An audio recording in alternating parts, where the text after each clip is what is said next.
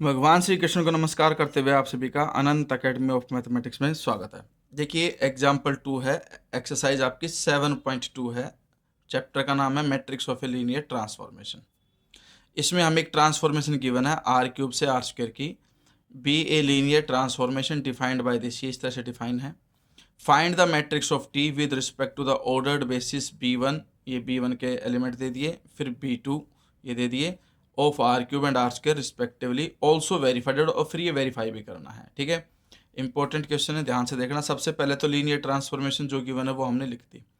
अब उसके अंदर जो b1 के एलिमेंट है 1 बाय 1 करके रखते चले जाओ। पहले हम 1 1 1 रखेंगे, इसका मतलब एक्स वाई जेड की वैल्यू 1 1 पुट कर दो। इस ट्रांसफॉर्मेशन में आपके पास 2,5 इसकी ट्रांसफॉर्मेशन आ जाएगी। 1 1 0 का मतलब x1 y1 z0 रख दोगे ट्रांसफॉर्मेशन में तो 3,1 आ जाएगा। फिर 1 0 0 जो सोल्व होकर के आएगा 2,3, ये तो ट्रांसफॉर्मेशन से वैल्यूज आई। अब 2,5 तो लेफ्ट में लिखोगे, ए के साथ लिखोगे ये एलिमेंट 1,3 और प्लस बी के साथ लिखोगे 1,4। ठीक है, तो हम इसको मल्टीप्लाई करके ऐड करेंगे, ये कंडीशन बनेगी। सेम वे में सेकंड वाले में सी और डी लेंगे स्केलर, और थर्ड वाले के लिए ई और एफ लेंगे। तो इस तरह से जब हम कंपैरिजन करेंगे तो हमारे पास 6 इक्वेशन बनेंगे। पहले तो a प्लस बी 2 के इक्वल, फिर 3a प्लस 4b 5 के इक्वल। तो पहले तो आप क्या करो, इन्हीं दो को सोल्व करके a और b की वैल्यू निकाल दो। जैसे कि ये आपके पास है 3a plus 4b equal to 5, इसको आप मल्टीप्लाई करो 3 से, तो ये 3a plus 3b equal to 3 2 जा 6, फिर माइनस कर दिया मैंने, माइनस करके कैंसिल, b आ गया -1 के इक्वल। तो जैसे आपका b निकला वैसे ही इन दो इक्वेशंस को सोल्व करके पहले b की वैल्यू -1 आई, b की वैल्यू -1 यहाँ रख दोगे तो a की वैल्यू 3 आ जाएगी। सेम वे में इन दोनों इक्वेशंस को सोल्व करके c और d की वैल्यू निकाल दो, और इन दोनों को सोल्व करके e और f की वैल्यू निकाल दो। जब a b c d ये सब आपके पास आ जाएं तब आप एक मैट्रिक्स क्रिएट कर सकते हो t b b 2, यानी कि ये a ये b, फिर ये c और ये d और ये e और ये f, क्योंकि हमारे पास जो स्केलर्स होते हैं, ठीक है, उनको हम कॉलम में लिखते हैं। जैसे कि मान लो a की वैल्यू 3 आई, b की वैल्यू -1, तो फर्स्ट कॉलम बन गया। c 11 d -8 आया, वो सेकंड कॉलम बन गया। इसी तरह से e और f जो है वो थर्ड कॉलम बन गया।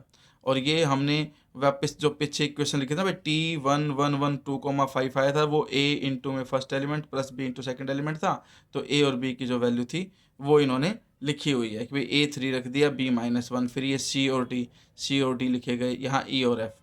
ठीक है, यानी कि ये जो इक्वेशन थी यहाँ पर वही दोबारा से लिखी है, बस a और b की वैल्यू पुटअप करके लिखी गई। नहीं भी लिखोगे तो कोई ज़रूरी नहीं है, मेन ये मैट्रिक्स है।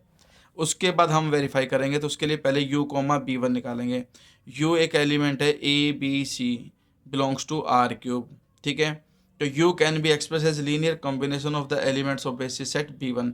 तो b1 के जो एलिमेंट्स है उनका यूज करके हम एक लीनियर कॉम्बिनेशन क्रिएट करेंगे। ए बी सी लेफ्ट में लिखेंगे, a1 के साथ b1 का फर्स्ट एलिमेंट, फिर b1 के साथ दूसरा एलिमेंट, और c1 के साथ तीसरा एलिमेंट।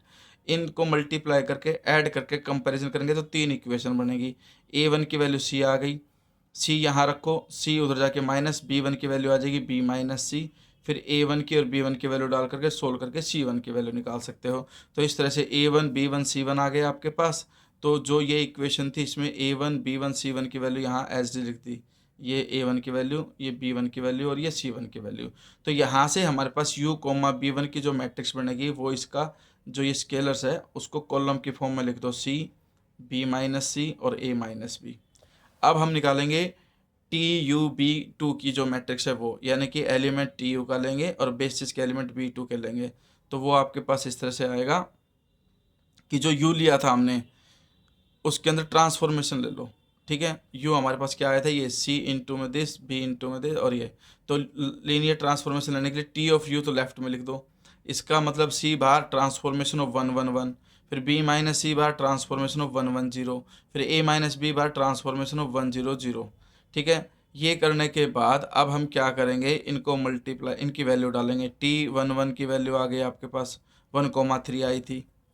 ठीक है, तो इस तरह से हमारे पास जो वैल्यू आई, देखिए जो आपके पास एलिमेंट आया था t111 वो हमारे पास इस तरह से आया था। t11 जो हमने निकाला था 2,5 आया था, 2, जो 5 था वो a इंटू 1,3 और b इंटू में 1,4 4 आया था। तो उसी फॉर्म में इन्होंने यहाँ पर नेक्स्ट लिखा है।